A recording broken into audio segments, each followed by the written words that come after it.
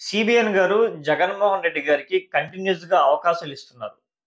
మీరు ఒకసారి ప్రీవియస్ జగన్మోహన్ రెడ్డి గారు విజిట్ చేసిన పర్యటనలన్నీ చూస్తే అవన్నీ కూడా చంద్రబాబు గారు వైఫల్యాలే.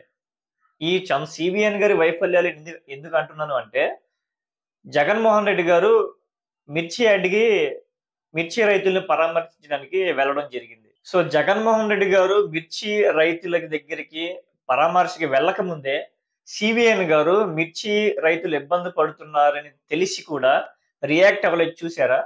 అది సిబిఎన్ గారు చేసిన బిగ్గెస్ట్ మిస్టేక్.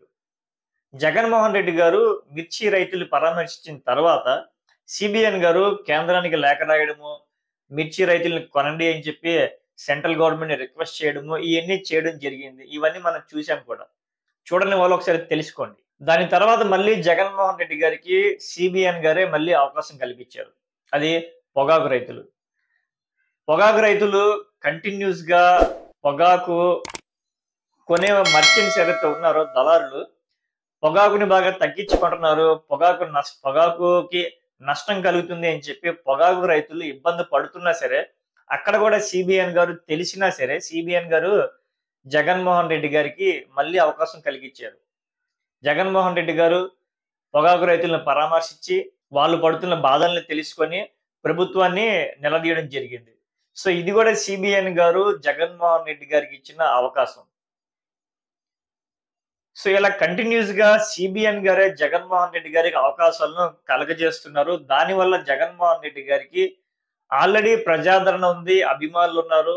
సో, ఈ సిబిఎన్ గారు చేస్తున్న మిస్టేక్స్ వల్ల జగన్ గారి మీద ఇంకా అభిమానులు పెరగడము, జగన్ గారి మీద రైతులు అటు జగన్ గారికి ఫేవర్‌గా మారి, సిబిఎన్ గారికి అగెయిన్స్ట్‌గా మారే అవకాశాలు సిబిఎన్ గారికి క్రియేట్ చేసుకుంటున్నారు. ఇప్పుడు మళ్ళీ మ్యాంగో రైతులు, తోతాపరి రైతులు చిత్తూరు డిస్ట్రిక్ట్స్‌లో తోతాపరి క్రాప్ ఏసే రైతులు ఇబ్బంది పడుతా ఉంటే, తోతాపరి మామిడికాయకి ఎన్నడూ లేని విధంగా ఈసారి చాలా లాస్‌కి ఆళ్ళు సేల్ చేస్తా ఉంటే, సేల్ చేయడం పక్కన పెడితే కొనేవాళ్ళు కూడా దొరకట్లేదు అంటే, తోతాపరి పండించే మామిడికాయ రైతులు ఎంత ఇబ్బంది పడుతున్నారు అని తెలిసి గూడా సిబిఎన్ గారు ఒకవైపు లేదు ఫ్యాక్టరీ వాళ్ళు రూ. 12కి కొంటారు అని చెప్పినా సరే, రియాలిటీగా రైతులు ఏదైతే వాళ్ళ పంటని తీసుకెళ్లి దళారుల దగ్గర, ఫ్యాక్టరీల దగ్గర పెడుతుంటే, బారుగా వాళ్ళ ట్రక్స్ గాని, లారీస్ గాని మామిడికాయ లోడ్స్ కనబడుతున్నాయి తప్ప, కొనడానికి ఈ ఫ్యాక్టరీ వాళ్ళు గాని, దళారులు గాని ఎవరు ముందుకు రావట్లేదు.